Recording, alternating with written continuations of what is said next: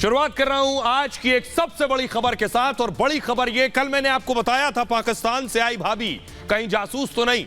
आज खबर यह है कि पाकिस्तानी सेना में सीमा हैदर का भाई है, पाक आर्मी में सीमा हैदर का भाई, और सीमा भारत में है। सचिन के साथ शादी कर ली है। सीमा को देखने वालों की तो भीड़ है, लेकिन यह चौंकाने वाली बात है, कल तक खबर यह थी कि देश की बड़ी बड़ी जांच एजेंसियां सीमा के जासूस होने पर जांच कर रही हैं। आज जो खबर आई सनसनीखेज, अगली तस्वीर दिखाइए, कि सीमा का भाई पाकिस्तानी आर्मी में काम करता है। पाक सेना भारत के खिलाफ क्या रोल प्ले करती है बताने की जरूरत नहीं। सीमा पाकिस्तान से आई और भाई पाकिस्तानी फौज में है। यह सब भूलकर अगली तस्वीर दिखाइए जरा। देश में देखिए क्या हो रहा है। सीमा घर पर है, ये प्रधान जी आए, देखिए प्रधान जी आए फोटो खिंचवाने। ये देखिए प्रधान जी सेल्फी भी ले रहे हैं। वहां मजमा लगा हुआ है सीमा को देखने के लिए। देख रहे हैं पीछे भीड़, देखिए चारों तरफ भीड़ लगी हुई है सीमा को देखने के लिए। ये भूलकर कि बड़ी बड़ी एजेंसियां जांच कर रही हैं भाई पाकिस्तानी आर्मी में। जरा रिपोर्ट देखिए।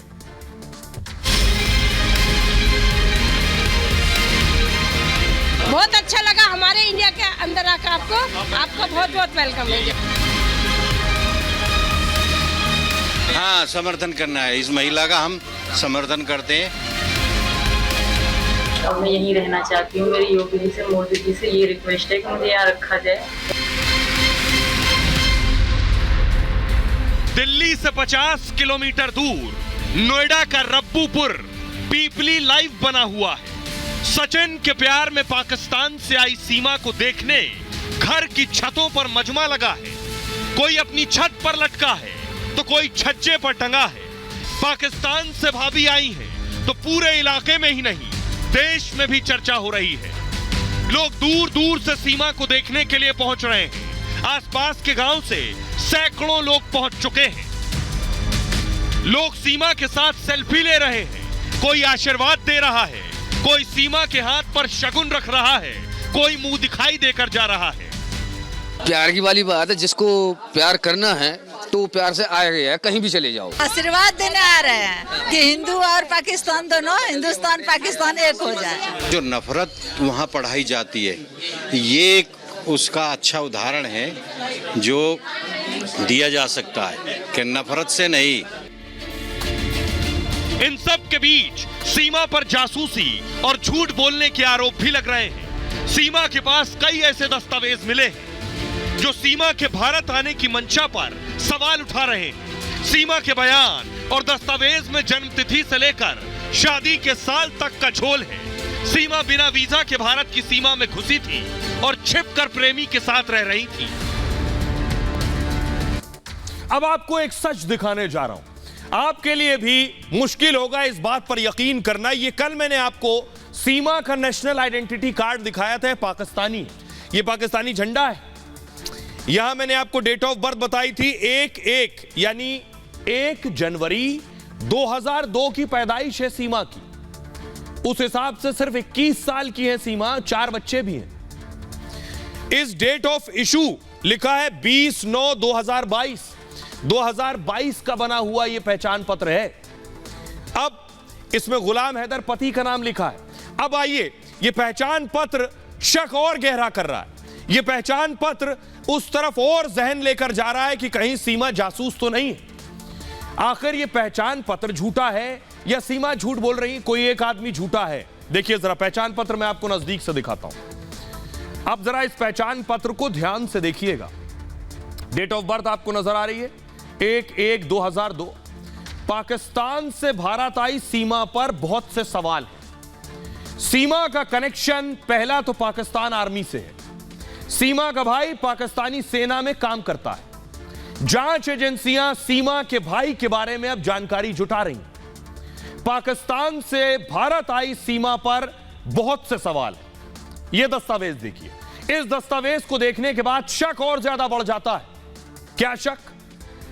उम्र देखिए, सीमा के उम्र संबंधी बयान में गड़बड़ी सामने आई है। सीमा का यह पहचान पत्र कहता है सीमा की डेट ऑफ बर्थ जन्म तिथि 1 जनवरी 2002 है। इस हिसाब से सीमा हैदर अभी सिर्फ 21 साल की है, लेकिन सीमा अपनी उम्र 27 साल बताती है। कुछ जगह तो 30 साल भी बताती है। सीमा की पहले पति से शादी का साल भी अलग अलग है। सीमा कहीं कहती है, पुलिस की प्रेस नोट में सीमा ने कहा 2014 में शादी हुई। उसके अलावा सीमा के पास जो मैरिज सर्टिफिकेट है उसमें 2015 में शादी हुई। और सोचिए जरा, 2002 में अगर पैदा हुई और सीमा की शादी 2014 में हो गई, इस हिसाब से पहचान पत्र के हिसाब से सीमा की जब शादी हुई तो सीमा की उम्र थी सिर्फ 12 साल। क्या 12 साल की उम्र में सीमा की शादी हो गई थी? तो या तो सीमा झूठ बोल रही है या उसका पहचान पत्र फर्जी है। इन्हीं वजहों से पुलिस को सीमा हैदर पर और शक है। दोनों ने नेपाल के होटल में रुकने की बात बताई है कि सचिन और सीमा वहां रुके। पुलिस नेपाल जाकर होटल में भी छानबीन कर सकती है। अब सीधे सीमा हमारे साथ जुड़ रही है। सीमा से हम सवाल करेंगे। ना सिर्फ सीमा हमारे साथ जुड़ रही है बल्कि सीमा के पति गुलाम भी हमारे साथ जुड़ रहे हैं। सीमा पर जो ये आरोप लग रहे हैं इस पर सीधा जवाब सीमा देंगी। सीमा हमारे साथ जुड़ी हुई हैं और गुलाम हैदर इनके पहले पति हैं, सऊदी अरब से जुड़े हुए हैं। सीमा, मेरा सवाल आपसे ये है कि आपके ऊपर जासूसी के आरोप लग रहे हैं, आप पर इल्जाम लग रहे हैं कि आपका पहचान पत्र फर्जी है, आप पर आरोप लग रहे हैं कि आप भारत जरूर आई हैं, आप स्पाई हैं, पाकिस्तानी आर्मी और आईएसआई ने आपको भेजा हो सकता है। देश की पांच एजेंसियां आपके खिलाफ जांच कर रही हैं, क्या कहेंगी इस पर? इंडिया के वीज़े के लिए कोशिश करी कि इंडिया का वीज़ा नहीं मिला मुझे। इस कारण, इस मजबूरी में मुझे यहाँ आना था, इनके साथ ज़िंदगी बितानी है, तो इसलिए मैंने ये थोड़ा गलत रास्ता अपनाया। बाकी सारी चीज़ें मेरी सही थी। वहाँ से जो दुबई से नेपाल तक मैं बिल्कुल कागजात के साथ आई, टिकट थी मेरे पास। हाँ, ये मेरी गलती है कि मैं इंडिया में जो घुसी, इंडिया में आई जो नेपाल से मैं, वो मेरे पास उसका इंडिया का वीज़ा नहीं था। पर मैंने सचिन से हेल्प मांगी। सचिन पहले भी आ चुके थे नेपाल, तो इनको पता था इतनी चेक इन नहीं होती। तो रात का समय था जब हमने बॉर्डर क्रॉस करा, तो बहुत अच्छे थे वहाँ के लोग और मैं इंडियन बता रही थी खुद को, तो इतना मुझसे सवाल जवाब नहीं किया गया क्योंकि मैंने अपना एड्रेस यहाँ का लिखवाया हुआ था। मेरे पति सचिन का नाम दिया हुआ था, पापा का भी नाम दिया हुआ था, तो इतनी ज्यादा वो मुझसे नहीं हुआ। तो सीमा को आप सुन रहे थे, लेकिन सीमा आपके पास आएंगे हमारे साथ बनी हुई, लेकिन आप पर शक के पीछे वजह क्या है? मैं सबूत के साथ आया हूं, आपके सामने सबूत रखता हूं। देखिए जरा सीमा, आपके खिलाफ जो सबूत हैं वो मैं आपको बता रहा हूं। पाकिस्तान की सीमा के पास से 4 मोबाइल फोन मिले। पुलिस को सीमा के पास से एक टूटा फोन मिला है और पता लगाया जा रहा है कि सीमा ने टूटा फोन क्यों रखा था। दरअसल टूट कैसे गया? क्या जानबूझकर तोड़ा गया फोन वो? क्योंकि टूटे हुए फोन से या फोन हो तो सब कुछ निकाला जा सकता है। टूटे फोन से डेटा निकालने की अभी कोशिश हो रही है। नेपाल में पाकिस्तानी सिम का इस्तेमाल नहीं किया, पाक का सिम नहीं यूज किया नेपाल में नेपाली सिम कार्ड से कॉल किया गया। सीमा के मोबाइल से कई चैट डिलीट कर दी गई। डिलीट की गई चैट को निकालने की, रिकवर करने की कोशिश हो रही है। सीमा के पास से 4 मोबाइल फोन, 4 बर्थ सर्टिफिकेट मिले, पाकिस्तान का पहचान पत्र, 3 आधार कार्ड मिले, एक मैरिज रजिस्ट्रेशन सर्टिफिकेट भी सीमा से बरामद हुआ। 6 पासपोर्ट, 5 वैक्सीनेशन कार्ड पुलिस ने जब्त किए। पोखरा से दिल्ली का बस टिकट और 2 वीसीआर कैसेट भी मिले हैं। सीमा, अब सवाल सीमा से सीधा है। सीमा और हैदर हमारे साथ सीधे जुड़े हुए हैं। हैदर, गुलाम हैदर जो उनके पहले पति हैं, पहले शौहर, सऊदी अरब से जुड़े हुए। सीमा, एक और सवाल, उसके बाद मैं गुलाम के पास आऊंगा। मेरा सीधा सवाल आपसे है, मैंने बताया दर्शकों को, आपके पास 5 मोबाइल मिले हैं और टूटा हुआ फोन मिला है, आधार कार्ड है, पासपोर्ट मिला है आपके पास से और सिम कार्ड मिला है आपके पास से। नेपाल में आप नेपाल का सिम कार्ड इस्तेमाल कर रही थी, पाकिस्तान का नहीं? फ़ोन पाकिस्तान का ही था मेरे पास। बाकी जो मेरे पास सिम इंडियन नहीं थी, तो मैं वहाँ नेपाली लड़कियाँ थी जो इंडिया आ रही थी, उनके पास सिम थी। मैंने उन्हीं से हॉटस्पॉट कनेक्ट करा, उन्हीं से बात करे और सचिन के नंबर पे भी कॉल हुई उन्हीं के नंबर से ही। वो बहुत अच्छी लड़कियाँ थी, फ्रेंडली आई मेरे साथ। सारा रूट हमारा साथ था 2 दिन का, तो उन्हीं के फ़ोन से मैं इनसे कॉन्टेक्ट में थी। और जो गाड़ी का ड्राइवर था उसी से बात करवाई मैंने इनकी, उन्हीं को समझाया। सीमा, ये आप कह रही हैं आपने समझाया, लेकिन क्या एजेंसियां इस पर यकीन करते हैं? आपको सीमा मैं बताऊं, आपसे पूछूं उससे पहले मैं दर्शकों को दिखाता हूं सीमा आखिर भारत में कैसे दाखिल हुई, एंट्री कैसे ली भारत में, क्योंकि ना पासपोर्ट था ना वीजा था। उसके बाद भी सीमा कैसे आई, देखिए जरा। सीमा पहले पाकिस्तान में रहती थी, पाकिस्तान के कराची में रहने वाली, सिंध की है, शादी होकर कराची रहने लगी। पाकिस्तान से दुबई गई, दुबई में रही। दुबई से ये काठमांडू गई, नेपाल की राजधानी काठमांडू में रही, वहां सचिन भी आ गया, सचिन से वहां मिली, वापस पाकिस्तान चली गई, फिर काठमांडू आई, फिर भारत में घुसने की कोशिश की, सनौली बॉर्डर से भारत में घुसी। कहा जा रहा है यूट्यूब के जरिए मदद ली कि भारत में घुसना कैसे। वहां से महाराजगंज आई, महाराजगंज से दिल्ली पहुंची और दिल्ली पहुंचने के बाद नोएडा के रब्बूपुर में अभी है, जहां सचिन के साथ रह रही हैं। अब एक बुनियादी सवाल है, अपनी सफाई में सीमा बहुत सी दलीलें दे रही हैं, लेकिन मेरा सवाल सीमा से भी है। सीमा और हैदर हमारे साथ लगातार बने हुए। हैदर, पहला सवाल अब मेरा आपसे, सीमा दुबई में रही, सीमा नेपाल रही, पाकिस्तान रही, अब भारत आ गई हैं, ये सब कुछ सीमा करती रही, आपको पता क्यों नहीं चला कि सीमा कहां है? दिन हो रहा है, 4 दिन में वीडियो क्लिप देखा था, भारत चल रहा था कि पुलिस की कस्टडी में है, तब मुझे पता चला था। पहले पता नहीं था। हम हुकूमत से मैंने रसीद भी कटवाया था, नामालूमात का, कि एनसी कटवाया था, पुलिस रिपोर्ट कि मेरे बच्चे घर से गायब है, पता नहीं कहां चले गए। सर, आपके बच्चे चले गए, लेकिन आप पर यह आरोप है, गुलाम हैदर कह रहे हैं कि सीमा उन्हें छोड़कर चली गई, बच्चे चले गए, लेकिन इसलिए चले गए क्योंकि सीमा क्या आरोप लगा रही है गुलाम हैदर पर। जरा देखिए, सीमा का कहना है, ये आप देख रहे हैं, सीमा की जब शादी हुई थी नई नई, ये तब की फोटो है। जिन गुलाम को आप देख रहे थे अभी, ये उनका फोटो है, ये जवानी का फोटो है शायद। सीमा के भारत आने के बाद गुलाम की एंट्री हो गई। अब लोगों को लग रहा था कि सचिन और सीमा की शादी होगी, बीच में एकाएक गुलाम की एंट्री हो गई कि ये गुलाम कौन है, पता चला ये पहले पति हैं। सीमा हैदर के पति गुलाम हैदर दुबई में रहते हैं। गुलाम ने सीमा को वापस भेजने की गुहार लगाई है कि मेरी पत्नी लौटा दो। पीएम मोदी से गुलाम ने सीमा को भेजने की मांग की है। इसके बाद सीमा ने गुलाम पर गंभीर आरोप लगाए। शादी के बाद गुलाम सीमा को टॉर्चर करता था, सीमा के चेहरे पर मिर्ची पाउडर डाल देता था। पिछले 4 साल से गुलाम सीमा के संपर्क में नहीं है। अब गुलाम से मेरा कोई लेना देना नहीं है, सीमा का कहना है। मेरे भारत आने के बाद गुलाम बहाने बना रहा है। सीमा गुलाम के पास अब वापस जाना नहीं चाहती है, यह है वजह। और आइए सीमा से सीधे पूछ लेते हैं, सीमा लगातार हमारे साथ बनी हुई है।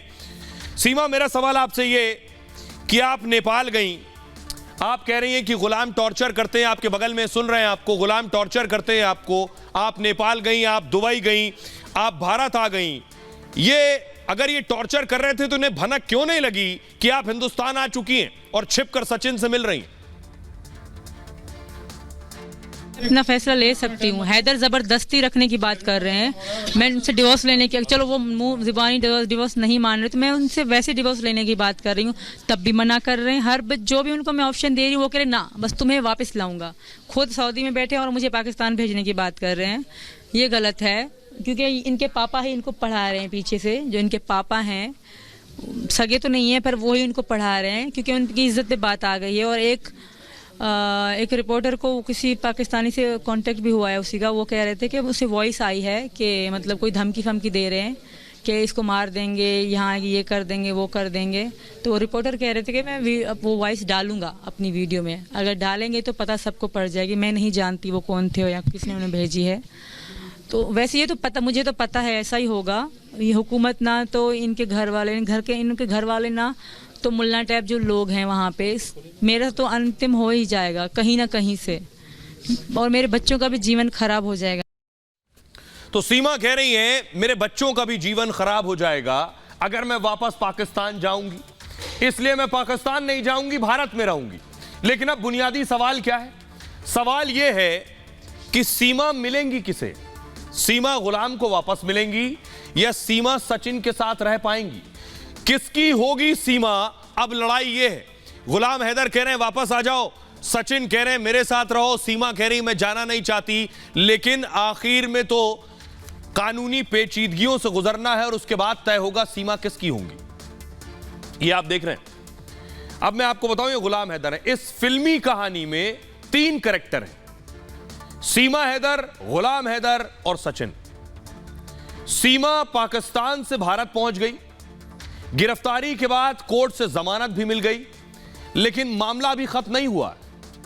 गुलाम हैदर चाहता है कि सीमा वापस लौट आए पाकिस्तान। सीमा हैदर पाकिस्तान नहीं जाना चाहती।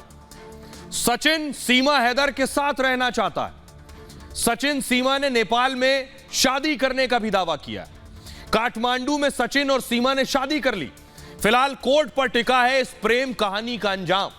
क्या सचिन सीमा की प्रेम कहानी पर कोर्ट की मोहर लगेगी या पाकिस्तानी महिला को वापस पाक डिपोर्ट कर दिया जाएगा, पाकिस्तान जाना पड़ जाएगा? कोर्ट की अगली सुनवाई में इस पर फैसला हो सकता है। यह मामला अभी कोर्ट में है। हमारे साथ सीमा और गुलाम दोनों बने हुए हैं। सीमा, मेरा सवाल गुलाम आपसे है। आप कह रहे हैं सीमा को वापस भेज दीजिए, मोदी जी से अपील कर रहे हैं, योगी जी से अपील कर रहे हैं, लेकिन सीमा कह रही वो तो सचिन के साथ रहेंगी, आपके साथ नहीं जाना चाहती। सचिन को छोड़कर नहीं जाएंगी हिंदुस्तान से वो। क्या जवाब है आपका? नहीं, हमें तो ये कहानी बस ऐसे ही, ये जो एक झूठा एक फिल्म लग रहा है, फिल्म की तरह लग रहा है। हकीकत में कोई सदाकत इस पे है नहीं। जब ये घर बेच के अपने शोहर को छोड़ के ये आके सजन के साथ घर बस पाएगा, ये कल कहीं और चला जाए, इसका जिम्मेवार कौन है? मेरे बच्चों का परवरिश कौन करेगा? एक सवालिया निशान है। पूरी उम्मत इंसान के लिए एक सवाल है। ये तो कुछ भी कर सकता है ना। जब माँ छोड़ सकता है, बाप को छोड़ सकता है, बहनों को छोड़ सकता है, शोहर को छोड़ सकता है, तो ये सजन कौन सी खेत की मूली है? उसको तो 2 मिनट को भी नहीं लगेगा इसको छोड़ने के लिए। सर, गुलाम का कहना है, आप सुन रहे थे सीमा के पहले पति को। गुलाम कह रहा है कि मुझे बच्चे चाहिए। जो बच्चे सीमा अपने साथ लेकर आई है, 4 बच्चे, गुलाम कह रहा है बच्चे मेरे, बच्चे वापस दे दीजिए।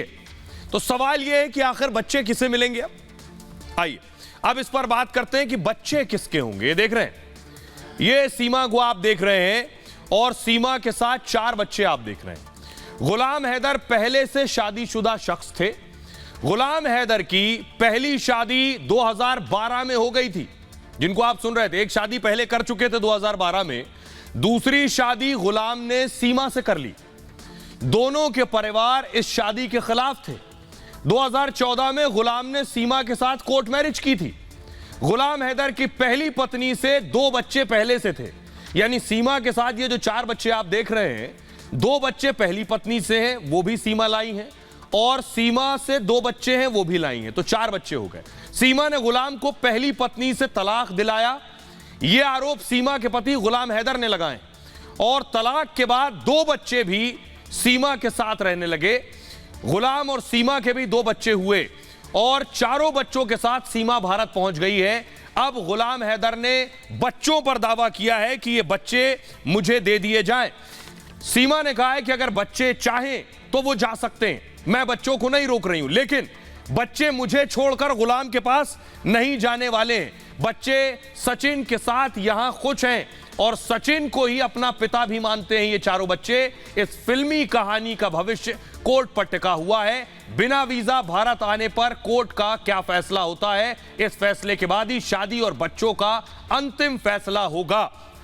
लेकिन सवाल यह है कि सीमा क्या चाहती है? सीमा क्या चाहती है? गुलाम कह रहे हैं बच्चे भेज दीजिए। सीमा और गुलाम दोनों हमारे साथ बने हुए हैं। गुलाम सऊदी अरब में रहते हैं, वहीं काम करते हैं, वहीं से पैसे भेजते थे सीमा के पास। कई साल से बातचीत नहीं हो रही थी। सीमा हमारे साथ बनी हुई। सीमा, गुलाम कह रहे हैं कि बच्चों को वापस भेजिए, बच्चे मेरे हैं, आप बच्चों को नहीं रख सकती हैं। पिता इतने महीने से कहाँ थे?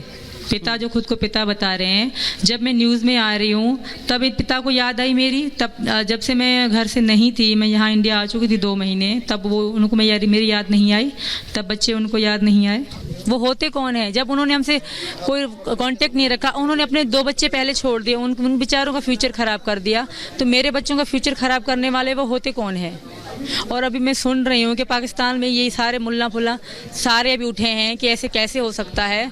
क्यों? जब अगर मतलब इंडिया की कोई हिंदू लड़की पाकिस्तान जाके मुस्लिम से शादी करती, क्या तब इंडिया के ऐसे हिंदू उठाते? नहीं उठाते। पर वहाँ पाकिस्तान में से हलचल सी मच गई कि क्यों हुई, क्यों हुआ। उनको ये दिक्कत नहीं है कि मैं यहाँ हूँ और मैंने शादी करी, उनको ये दिक्कत है कि मैंने किसी हिंदू से शादी करी और हिंदू धर्म स्वीकार करा। जी, सीमा कह रही है कि उन्होंने भारत में हिंदू से शादी कर ली है, लेकिन वो पाकिस्तान गई तो जिंदा नहीं बचेंगी। उनका कहना है पाकिस्तान गई तो वहां बहुत से लोग हैं, ये बताने की जरूरत नहीं कौन है, जो पाकिस्तान में सीमा को जिंदा नहीं छोड़ेंगे। सीमा पाकिस्तान के सिंध की दरअसल रहने वाली है। बहुत साधारण परिवार से आती हैं और पिता की कई साल पहले मौत भी हो चुकी है। भाई पाकिस्तान आर्मी में काम करता है। पाकिस्तान में सीमा की बहन भी है एक। सीमा के पति गुलाम कराची के रहने वाले हैं। गुलाम से शादी हुई तो सीमा कराची आकर रहने लगी। फिलहाल सीमा पाकिस्तान के कराची में रह रही थी भारत आने से पहले। कराची में ही सीमा गुलाम का घर था। सीमा के आधार कार्ड पर कराची का एड्रेस भी है। पाक में सीमा का पति गुलाम पहले ऑटो चलाया करता था। ऑटो चलाकर 9,000 रुपए महीना कमाता था। खर्च नहीं चल रहा था, इसलिए गुलाम सऊदी अरब चला गया। सऊदी अरब में गुलाम राजमिस्त्री का काम करता है और इसलिए कहा जा रहा है कि अगर वापस पाकिस्तान गई जो हालात हैं तो सीमा वहां बचेगी नहीं। हमारे साथ गुलाम लगातार बने हुए हैं। गुलाम, आप कह रहे हैं सीमा वापस आ जाओ, आप कह रहे हैं बच्चों को वापस भेज दो। सीमा कह रही है 3-4 साल तो आपको फिक्र नहीं थी। वो कह रही है अगर पाकिस्तान आ गई मैं तो पाकिस्तान में मार दी जाऊंगी। नहीं, कोई नहीं मारेगा, ये पता नहीं डरा हुआ है। मैं अभी भी दरख्वास्त करता हूँ सरकार, मोदी सरकार को और योगी सरकार को कि मेरे बच्चे प्लीज मेरे हवाले करें। और अहम सवाल ये है कि ये कह रहे हैं कि मैं बच्चों का नाम चेंज करवाना चाहता हूँ और गंगा नहा के मैं इसको हिंदू धर्म अपनाना चाहता हूँ। छोटे बच्चे हैं सर, उनको ना कोई धर्म का पता नहीं है, इनको प्लीज रोका जाए। मेरा ये रिक्वेस्ट है कि इनको रोका जाए। जी, आपके पास आएंगे, लेकिन एक बुनियादी सवाल है हैदर। सवाल यह है कि सीमा का जब आपसे संपर्क हुआ तो वो मोबाइल के जरिए हुआ था। आप तो पहले से शादीशुदा थे। सीमा का सचिन से भी संपर्क हुआ तो पबजी गेम के जरिए हुआ। तो सीमा की दोनों ही शादी अगर आप देखेंगे तो मोबाइल के जरिए हुई। तो सीमा की शादी में चारों तरफ से मोबाइल कनेक्शन है, चाहे वो गुलाम से हो या फिर सचिन से हो। ये देख रहे हैं तस्वीर आप, और ये बीच में फोन है। सीमा के सारे रिश्ते फोन से ही हुए। ये गुलाम फोन पर आप देख रहे हैं और ये सीमा फोन पर। हुआ क्या, कैसे ये दोनों मिले? मिस कॉल के जरिए गुलाम से मिली सीमा। गुलाम हैदर पहले से शादीशुदा शख्स थे। गुलाम हैदर की पहली शादी हुई 2012 में और गुलाम सीमा से मोहब्बत हो गई। सीमा को गुलाम से। गुलाम को पहली पत्नी से 2 बच्चे थे। सीमा का घर छोटा था तो किराए के मकान में शिफ्ट हो गई। 9 मई को जब पाकिस्तान में बवाल हुआ इमरान खान के दौर में तो इंटरनेट बंद हो गया था। इसी दौरान गुलाम की सीमा से बातचीत भी बंद हो गई। जब इंटरनेट खुल गया तो सीमा का फोन लग नहीं रहा था। कई दिन बात नहीं हुई तो गुलाम के ने अपने साले को फोन किया कि बात क्यों नहीं हो रही सीमा से, यानी वो भाई जो पाकिस्तानी आर्मी में है। साला सीमा को देखने गया तो पता चला सीमा गांव गई है। मकान मालिक ने बताया सीमा घर खरीदने के लिए गई है। गांव में पता किया तो जानकारी मिली सीमा सऊदी चली गई है। गुलाम को सोशल मीडिया से पता चला कि सऊदी भी नहीं गई, दुबई भी नहीं गई, नेपाल में भी नहीं है, वो तो इंडिया में है, भारत में है। टीवी से पता चला प्रेमी सचिन के साथ सीमा भारत की जेल में बंद है। इसके बाद गुलाम हैदर ने प्रधानमंत्री मोदी से अपील की। गुलाम का कहना है सीमा के साथ कोई विवाद नहीं हुआ है मेरा। अब सीमा गुलाम से फोन के जरिए मिस्ड कॉल के जरिए मिली थी और सीमा सचिन से भी फोन के जरिए पबजी गेम के जरिए मिली, यानी दोनों रिश्तों का कनेक्शन फोन से है। देख रहे हैं एक और फोन आ गया। अब सीमा भी गेम खेलती थी और सचिन भी गेम के शौकीन थे। सचिन मोबाइल पर पबजी गेम खेलता था। पबजी खेलते हुए ही पाकिस्तानी सीमा से मिला। क्यों? क्योंकि जब आप इस तरह के ऑनलाइन गेम खेलते हैं तो 2 खेलने वाले एक साथ अगर खेल रहे हैं, एक भारत से एक पाकिस्तान से, तो उसमें दोनों आपस में बातचीत भी कर सकते हैं। उस बातचीत में नंबर भी साझा कर सकते हैं। पबजी में खेलने के दौरान बात करने की भी सुविधा है। गेम खेलने के दौरान खिलाड़ी आपस में बात करते हैं। ऐसे ही सचिन की सीमा के साथ बातचीत शुरू हो गई। लगातार बातचीत से दोनों के बीच प्यार हो गया। सीमा कहती है सचिन भारत के बारे में मुझे बताता था, भारत की तस्वीरें दिखाता था। सीमा भी सचिन को पाकिस्तान के बारे में बताती थी। सीमा सचिन को पाकिस्तान की तस्वीरें दिखाती थी, तभी दोनों में प्यार हो गया। सीमा सचिन ने तय कर लिया कि अब हमें शादी करनी है। इसके बाद ही सीमा ने सरहद पार करने का फैसला कर लिया कि अब मुझे जाना है। कैसे? इसकी प्लानिंग 2019 में सीमा और सचिन की बात शुरू हुई थी। 6-7 महीने के बाद सचिन को 4 बच्चों का पता चला। नेपाल के काठमांडू में दोनों ने पहली मुलाकात की। सीमा पाकिस्तान से बच्चे नहीं लाना चाहती थी, लेकिन सचिन ने कहा चारों बच्चों को साथ ले आओ। भारत आने के लिए सीमा ने पाकिस्तान में एक प्लॉट बेच दिया। प्लॉट बेचकर पैसा और जेवर अपने साथ लेकर आई। नेपाल के जरिए सीमा ने भारत के बॉर्डर में सीमा घुसी। दावा यह है कि नेपाल में सचिन से भी शादी कर ली थी। अब सीमा सचिन के साथ कोर्ट मैरिज करना चाहती है। सीमा ने सचिन की पत्नी बनकर धर्म बदल लिया है। सीमा ने बच्चों के नाम भी बदलकर हिंदू नाम रख लिए हैं। सचिन को सीमा के बच्चे पापा कहकर बुलाते हैं। सीमा का कहना है कि मर जाऊंगी लेकिन पाकिस्तान नहीं जाऊंगी। आइए सीमा से सीधे मिलते हैं और सीमा से सीधे पूछते हैं कि सीमा आप क्या चाहती हैं। जो परिस्थितियां हैं उसके बाद जितने जो आरोप लग रहे हैं उनकी जांच हो रही। सीमा हमारे साथ बनी हुई है अपने घर से, सचिन के घर से, और गुलाम हैदर उनके शौहर सऊदी अरब से लाइव हैं। सीमा, अब आखिरी सवाल है मेरा आपसे। गुलाम ने आपको छोड़ दिया, आप कहती हैं गुलाम ने आपको छोड़ दिया था। अब आरोप यह है कि आपने गुलाम को छोड़ दिया। सवाल सुन लीजिए, आपने गुलाम को छोड़ दिया, आरोप लग रहे हैं आप सचिन को भी छोड़ देंगी जैसे आपने गुलाम को छोड़ा है। सचिन के साथ भी कितने दिन रहेंगी कोई नहीं जानता। लोग कह रहे हैं मोबाइल के जरिए गुलाम मिले, मोबाइल के जरिए सचिन मिले, कोई और मोबाइल के जरिए मिलेगा तो आप सचिन को भी छोड़ देंगी। ऐसा कभी नहीं हो। सचिन बहुत अच्छे हैं। अगर सचिन मुझसे लड़ते भी हैं तब भी मैं इनको नहीं छोड़ूंगी। अलबत्ता ऐसे नहीं है, ये बहुत अच्छे हैं, बहुत रिस्पेक्ट करते, और वो मेरी रिस्पेक्ट नहीं करते थे। सचिन जैसे वो कभी भी नहीं हो सकते। सचिन, इनके साथ कंपेयर ना करें उनको, जमीन और आसमान में फर्क होता है। सीमा कह रही है जमीन और आसमान में फर्क होता है। जांच एजेंसियां जांच करके तय करेंगी। बहुत बहुत शुक्रिया सीमा आपका बातचीत करने के लिए। गुलाम, आपका भी बहुत बहुत शुक्रिया। जांच एजेंसी तय करेंगी, कोर्ट तय करेंगी कि सीमा कब तक भारत में रहेंगी। खबरों में आगे बढ़ते हैं। आज की एक और बड़ी खबर है। खबर अच्छी नहीं है। खबर यह है कि बाढ़ से बेहाल है हिंदुस्तान। जो तस्वीरें सामने आ रही हैं वो आपको दिखाऊंगा, दिल दहला देने वाली तस्वीरें। ये पहली तस्वीर देखिए जरा। मनाली का होटल, पूरा होटल पानी में समा गया। देख रहे पूरा होटल, क्या हश्र है मनाली, क्या हाल है। फुल स्क्रीन लीजिए जरा तस्वीर। मनाली के हाल का अंदाजा आपको लग रहा होगा। देखिए बड़ा भव्य होटल था, लंबा चौड़ा। ये देखिए पूरा होटल तेज पानी के बहाव में, किनारे पर होटल था और देख रहे हैं पानी का तीव्रता इतनी तेज है, पूरा होटल ढह गया। ये एक और तस्वीर आपको दिखा रहा हूं। ये देखिए शिमला में पूरा घर गिर गया। ये देख रहे हैं, ये देखिए घर गिर गया। फुल स्क्रीन लीजिए जरा तस्वीर।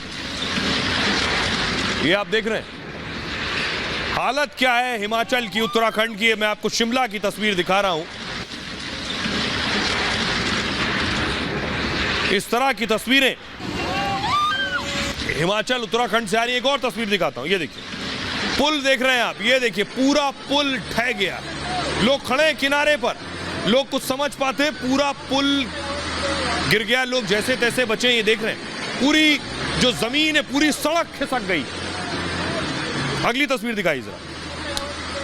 ये देखिए कारें बह रही हैं। फुल स्क्रीन लीजिए जरा। कारें देखिए कैसे बह रही हैं। पानी कितना तेज है, सड़कों पर पानी, घरों में पानी जब आ गया। सोलन की तस्वीर आप ये देख रहे हैं। कागज की तरह बह रही हैं गाड़ियां। देखिए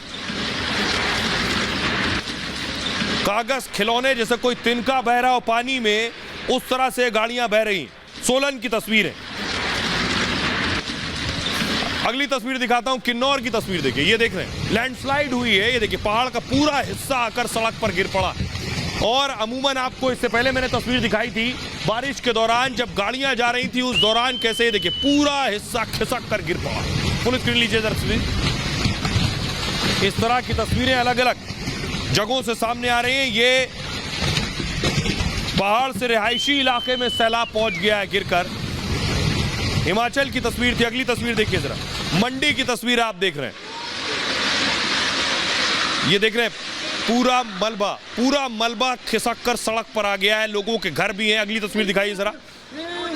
अब ये देखिए ये मलबा घर के अंदर घुसा है। फुल स्क्रीन लीजिए जरा। फुल स्क्रीन लीजिए इस तस्वीर को। सोशल मीडिया पर सबसे ज्यादा ये तस्वीर चल रही है। एम्बियंस बढ़ाइए। देख रहे हैं आप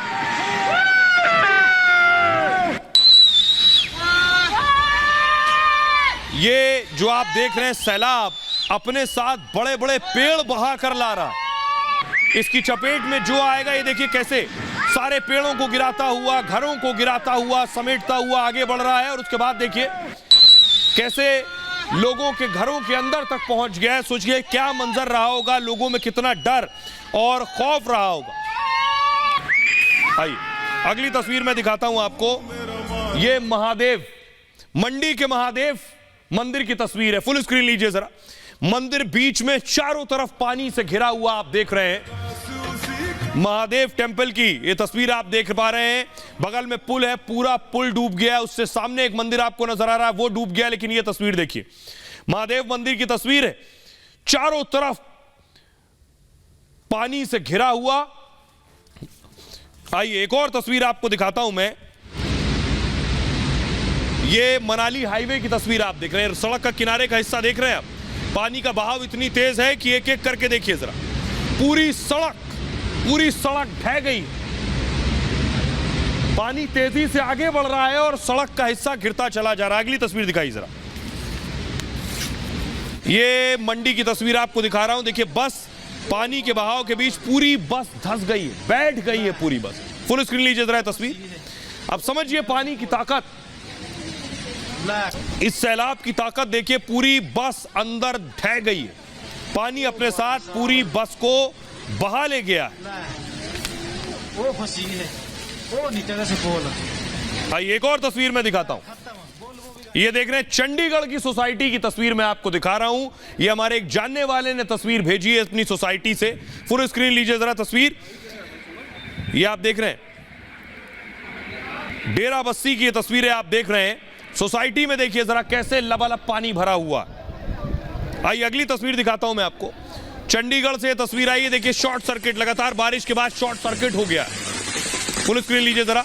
बारिश के बाद आपको याद होगा दिल्ली में बारिश में रेलवे स्टेशन पे खंबे से चिपक कर एक महिला की मौत हो गई थी। तो बारिश के मौसम में इस तरह की तस्वीरें सामने आती हैं। ये शॉर्ट सर्किट की तस्वीर मैं आपको दिखा रहा हूं। अब देखिए जरा जयपुर की तस्वीर आप देख रहे हैं। राजस्थान लिए चलता हूं। यह सवाई माधोपुर का अस्पताल है। अस्पताल में पानी भरा है। फुल स्क्रीन लीजिए जरा। गहलोत जी का अस्पताल पानी पानी हो चुका है।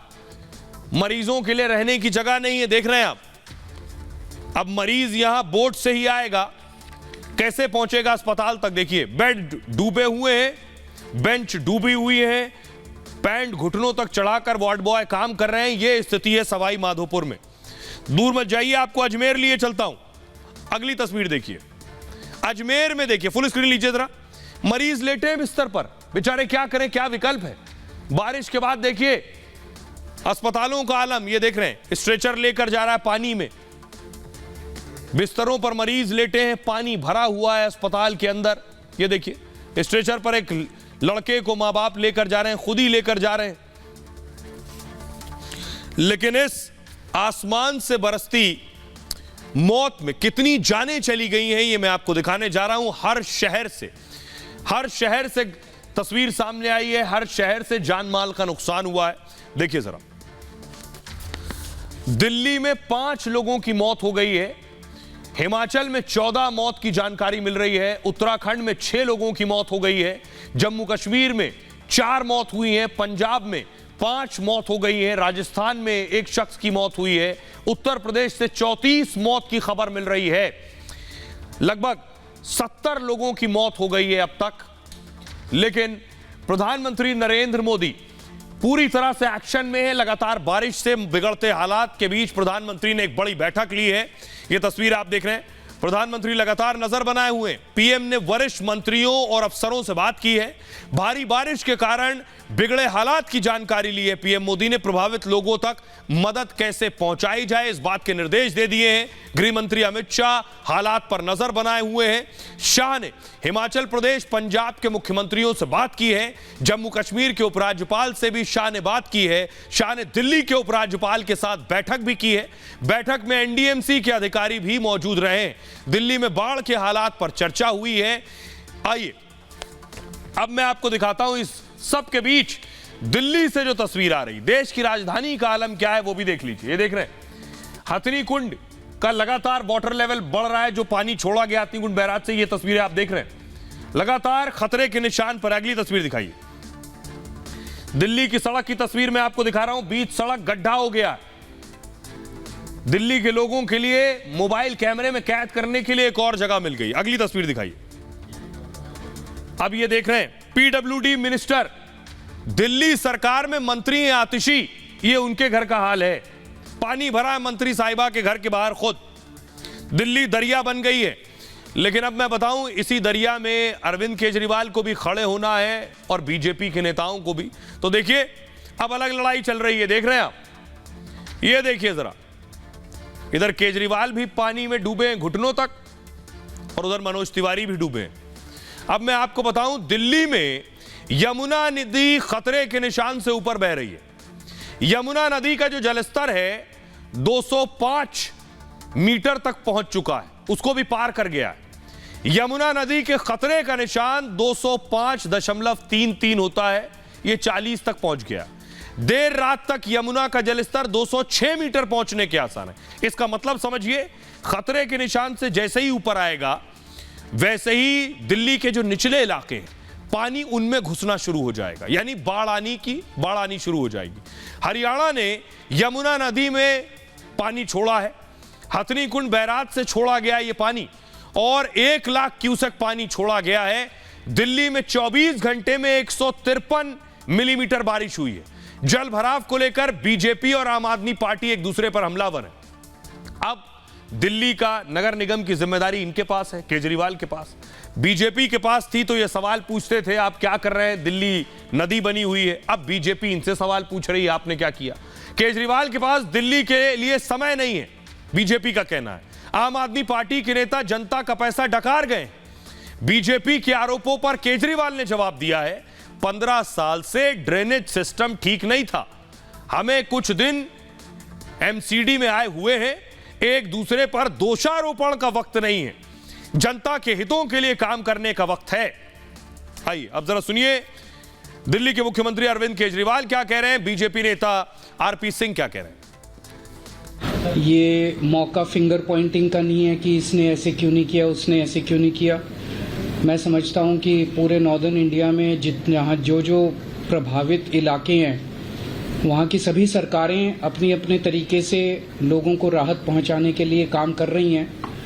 और हम सबको मिलके, सरकारों को और लोगों को मिलके और सभी पार्टियों को मिलके इसके ऊपर लोगों को राहत पहुँचाने की ज़रूरत है। देखिए, दिल्ली सरकार पूरी तरह विफल होती है। हर बार बारिश से पहले इनको मार्च के महीने में दिल्ली पुलिस सूचना देती है किन किन जगहों पे भराव होता है, कहाँ कहाँ दिक्कत है। दिल्ली सरकार तो राजनीति करने में बिजी है। दिल्ली के मुख्यमंत्री तो कभी मध्य प्रदेश में, कभी छत्तीसगढ़ में पाए जाते हैं, राजस्थान में पाए जाते हैं, उनको दिल्ली से लेना देना नहीं। और दिल्ली के अंदर सड़कों की जो हालत है, अब सड़कों की जगह सड़कों में बड़े बड़े खड्डे और टोए बन गए हैं। तो दिल्ली में सियासत हो रही है पानी पर, बाकी आधा हिंदुस्तान बेहाल है। खबरों में आगे बढ़ते हैं। आज की एक और बड़ी खबर है, टूट रहे विरोधी और बढ़ रहे हैं मोदी।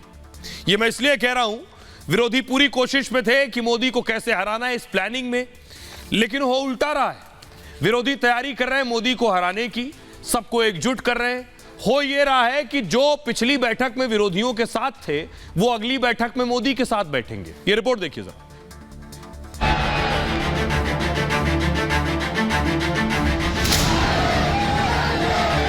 2024 में फिर एक बार भाजपा की प्रचंड विजय तय।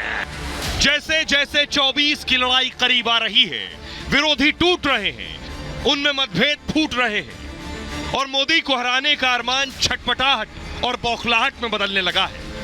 ये सारे विपक्षी दल बौखलाए हुए हैं। देखिए, ऐसे लोगों पर गुस्सा मत कीजिए, दया कीजिए उन लोगों पर। 2014 हो या 19, लेकिन उन दोनों चुनावों में हमने देखा कि इतनी छटपटाहट नहीं दिखी जितनी आज दिख रही है। कल तक नीतीश और उनके साथी जिस एकता की बात करते थे, वो अब मोदी को हराना तो दूर, गठबंधन में आई दरार को पाटने में ही लगे। निर्देश दिया गया कि बहुत मजबूती के साथ गठबंधन को बना के रखना है। थोड़ा बहुत अगर ऊपर नीचे भी है, बयानबाजी से बचना है और आने वाले समय में भारतीय जनता पार्टी को मुंहतोड़ जवाब देना। मोदी के सामने विपक्ष के पीएम के कई दावेदार हैं, लेकिन अहम छोड़ने और सबको साथ जोड़ने को कोई तैयार नहीं। हमारे पास एक ही चेहरा है, वो है माननीय नरेंद्र मोदी जी का। एक बाजू में नरेंद्र मोदी जी और दूसरी बाजू में 100 प्रधानमंत्री के नेता लोग हैं। अब मैं आपको बताने जा रहा हूं कि जो बड़ी बड़ी दो बैठकें होने जा रही हैं, एक एनडीए की और एक पीडीए की, उसमें बहुत कुछ चौंकाने वाला देखने को मिलेगा जो विरोधियों को अचंभे में डाल देगा। क्या? एक एनडीए की बैठक है और एक पीडीए की। 18 जुलाई को दिल्ली में एनडीए की बड़ी बैठक होगी, दूसरी तरफ 17-18 जुलाई को मोदी हराने के लिए बेंगलुरु में बैठक होगी। कुल 22 दल मोदी के साथ आ रहे हैं, 22 दल, और इधर मोदी हराओ गैंग में 15 विपक्षी दल हैं। बड़ी चीज यह है कि चिराग समेत बिहार की 9 पार्टियां शामिल होंगी और इधर बिहार में गठबंधन में भी तनाव है। अभी कभी मांझी उपेंद्र कुशवाहा विपक्ष के साथ थे, मांझी उपेंद्र कुशवाहा, मांझी कुशवाहा और सहनी एनडीए के साथ आ जाएंगे। इसके अलावा पटना की पिछली बैठक में के बाद तकरार बढ़ गई आपस में, कई विपक्षी चेहरे और दल साथ आने को तैयार हैं पीएम मोदी के। इधर पहले शरद पवार थे, पिछली बैठक में शरद पवार की पार्टी एनसीपी बढ़ गई और एनसीपी का एक धड़ा देखिए, अजीत पवार ऐड हो गए, इधर अजीत पवार बढ़ गए। यूपी में आरएलडी समेत कई दल दूर हो सकते हैं। जयंत चौधरी नहीं पहुंचे थे पटना वाली बैठक में, हो सकता है जयंत चौधरी, चंद्रशेखर रावण साथ आ सकते हैं एनडीए के। आम आदमी पार्टी ने बैठक से पहले कांग्रेस के सामने शर्त रखी थी, अध्यादेश पे साथ आओ, इसलिए अब क्या हो सकता है, अकाली दल एनडीए के साथ आ सकता है। एक तरफ जेडीएस समेत दक्षिण के कई दलों ने दूरी बना ली है, वो आ गए इधर, Kumaraswamy, Chandrababu Naidu, TDP, JDS, YSR साथ आ सकते हैं। एक तरफ इस बार कांग्रेस बैठक की अगुवाई करेगी, अब यही सबको असहज कर देगा। पहले तो कांग्रेस को कोई लीडर मान नहीं रहा है और उस पर से कांग्रेस अगुवाई करे। एनडीए की बैठक की अगुवाई बीजेपी करेगी। पीएम चेहरे को लेकर तकरार और कई दावेदार हैं। यहां पीएम मोदी के निर्विवाद उम्मीदवार हैं पीएम मोदी इस बैठक के दौरान। अब आइए आपको सुनवाता हूं अखिलेश यादव क्या कह रहे हैं और एनडीए के पार्टनर हैं रामदास अठावले, वो क्या कह रहे हैं। हमारे पास बहुत चेहरे हैं, जब समय आएगा तो हम लोग तय कर लेंगे। हमारे पास बहुत चॉइस है, बीजेपी के पास कोई चॉइस नहीं है। अगर बीजेपी पे चॉइस हो तो बताओ आप, बीजेपी पे अगर चॉइस हो तो बताइए। अखिलेश यादव जी ने बोला उनके पास 100 लोग प्रधानमंत्री के लिए है। हमारे पास एक ही चेहरा है, वो है माननीय नरेंद्र मोदी जी का। एक बाजू में नरेंद्र मोदी जी और दूसरी बाजू में 100 प्रधानमंत्री के नेता लोग हैं।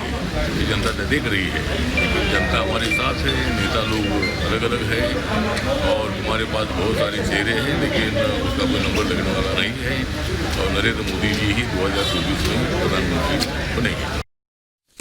अब मैं आपको दिखाने जा रहा हूं इससे अलग बंगाल की एक अलग तस्वीर सामने आ रही है। बंगाल का हाल देखिए क्या है। बंगाल में रक्त चरित्र अभी भी नजर आ रहा है। तस्वीर दिखाने जा रहा हूं। बंगाल में आज फिर दोबारा मतदान हुए, कई अलग अलग जगहों पर जहां ज्यादा हिंसा हुई थी, जहां बैलेट बॉक्स फूंक दिए गए थे, लेकिन उसके बाद भी हिंसा हुई। अगली तस्वीर दिखाई, ये आप देख रहे हैं, फिर हिंसा हुई, लाठी डंडे चले, उसके बाद पैरामिलिट्री फोर्सेस को सड़क पर उतरना पड़ा। अगली तस्वीर दिखाई जरा, ये देख रहे हैं दिनाजपुर की तस्वीर है, जहां पैरामिलिट्री फोर्स के लोगों ने उन असामाजिक तत्वों को पीटा है जो माहौल खराब करने की कोशिश कर रहे थे। अगली तस्वीर दिखाई, ये देख रहे हैं क्रूड बॉम्ब, आज भी बम मिले। ये देख रहे हैं बम निरोधक दस्ते को, आप देख रहे हैं बम निरोधक दस्ता बंगाल में पहुंचा, मौके पर बम को डिफ्यूज कर रहा है। केवल जिम्मेदारी पुलिस की और पैरामिलिट्री फोर्स की नहीं है। देखिए बम डिफ्यूज किया गया, धमाका आप देख पा रहे हैं। अगली तस्वीर दिखाई जरा, ये देख रहे हैं आप लोगों को जो कतारों में लगे वोट देने के लिए। अब मैं आपको दिखाता हूं बंगाल में हुआ क्या। दरअसल आज एक बार फिर से बंगाल में वोटिंग कराई गई। हालात ऐसे थे, बंगाल में पंचायत चुनाव के लिए आज पुनर्मतदान हुआ। 8 जुलाई को मतदान के दौरान हिंसा, बूथ लूटने और फर्जी वोटिंग के आरोपों के चलते आज 19 जिलों के 697 बूथों पर फिर से वोटिंग हुई। इस दौरान राज्य पुलिस के साथ हर बूथ पर केंद्रीय सुरक्षा बल के जवान तैनात रहे। बंगाल में 8 जुलाई को वोटिंग के दौरान हिंसा में 20 से ज्यादा लोग मारे गए थे। बंगाल के कई जिलों से गोली चलने, बमबाजी और बूथ लूटने की तस्वीरें सामने आई थी। बीजेपी ने टीएमसी पर बूथ लूटने और हिंसा फैलाकर चुनाव जीतने के आरोप लगाए थे। आइए अब आपको सुनवाता हूं, सुनिए बंगाल में बीजेपी के बड़े नेता शुभेंदु अधिकारी क्या कह रहे हैं। कोर्ट में तो हम लोग को जाना ही पड़ेगा और कोर्ट में तो पेंडिंग है। ऑनरेबल चीफ जस्टिस का बेंच तो बता दिया, ये कोर्ट मॉनिटरिंग केस इलेक्शन है। कोर्ट का जो डायरेक्शन है उसका वायलेशन होगा तो कोर्ट का जो जजमेंट आएगा पूरा के पूरा प्रोसेस उसकी अंदर है। इसलिए कल तो फिक्स्ड है डेट, लेकिन हम लोग कुछ एप्लीकेशन सुबह डाल रहा है। हमारा सुप्रीम कोर्ट का लॉयर भी आ रहा है। एक एप्लीकेशन कॉम्पेंसेशन के लिए, दूसरा एप्लीकेशन एनआईए के लिए, तीसरा एप्लीकेशन सीबीआई के लिए। बंगाल में जो हालात हैं, इस हालात पर गृह मंत्री अमित शाह ने इससे पहले रिपोर्ट मांगी थी। आज गृह मंत्री अमित शाह से बंगाल के गवर्नर आकर मिले। आनंद साहब ने मुलाकात की और पूरी रिपोर्ट दी है अमित शाह को। अमित शाह लगातार बंगाल के हालात पर नजर बनाए हुए। खुद कोर्ट ने कहा था बंगाल में केंद्रीय सुरक्षा बल जाए तब चुनाव होगा। देखिए गृह मंत्री क्या करने वाले। बंगाल हिंसा को लेकर अमित शाह एक्शन में है पूरी तरह से। शाह ने राज्य सरकार से रिपोर्ट मांगी है। बंगाल के राज्यपाल सीवी आनंद बोस दिल्ली दौरे पर हैं। बंगाल के गवर्नर ने आज अमित शाह से मुलाकात की है। पंचायत चुनाव में हुई हिंसा पर रिपोर्ट सौंपी गई है। मुलाकात के बाद राज्यपाल ने मीडिया से बात की, कहा घने अंधेरे का वक्त है, जल्द उजाला होगा, आने वाले दिनों में कुछ अच्छा होगा। उनका कहना है बीजेपी ने जांच के लिए कमेटी बना दी है। रविशंकर प्रसाद के नेतृत्व में कमेटी बंगाल जाएगी। कमेटी पूरे पश्चिम बंगाल का दौरा करेगी। हिंसा पीड़ितों से बात करके पार्टी को रिपोर्ट सौंपेगी। अब आपको बताता हूं आपके लिए खास खबर, बात पते की, जिस बात से बहुत से लोग अनजान हैं। क्या है वो बात? दरअसल बात पते की ये है आज की कि टमाटर महंगा हो गया है, तो आज हम टमाटर की बात करेंगे। 5वीं शताब्दी में टमाटर की खेती पेरू में शुरू हुई थी, 5वीं शताब्दी में। इसके बाद टमाटर मैक्सिको और पुर्तगाल पहुंच गया। भारत में टमाटर की 16वीं शताब्दी के करीब पहुंचा। 16वीं शताब्दी में भारत आया टमाटर, और पुर्तगाली और स्पेनिश सौदागर टमाटर को भारत लाए। उस समय भारत में टमाटर को विदेशी बैगन कहते थे। विदेशी बैगन आ गया भारत में। जब टोमेटो आया तो टमाटर नाम भारत में पड़ा है। यह वैसे वहां से टोमेटो आया था। टमाटर के फल या सब्जी होने पर भी विवाद है। ऑक्सफोर्ड की डिक्शनरी आप खोलेंगे तो उसमें टमाटर फल की श्रेणी में। अमेरिका में टमाटर पर टैक्स का विवाद हुआ था। इसके बाद टमाटर को कानूनी तौर पर सब्जी मान लिया गया। टमाटर को लव एप्पल भी कहा जाता है। फ्रांस के लोगों ने सबसे पहले लव एप्पल कहा था इसे। एक समय टमाटर को जहरीला भी माना गया शुरू में, और रंग लाल होने की वजह से इसे जहरीला माना जाता था। बहरहाल ये भारत की बात है। मैं इतना ही। आप अपना और अपनों का बहुत बहुत ख्याल रखिए। एक छोटे से ब्रेक के लिए रुक रहे हैं, लौट रहे हैं कुछ और बड़ी खबरों के साथ।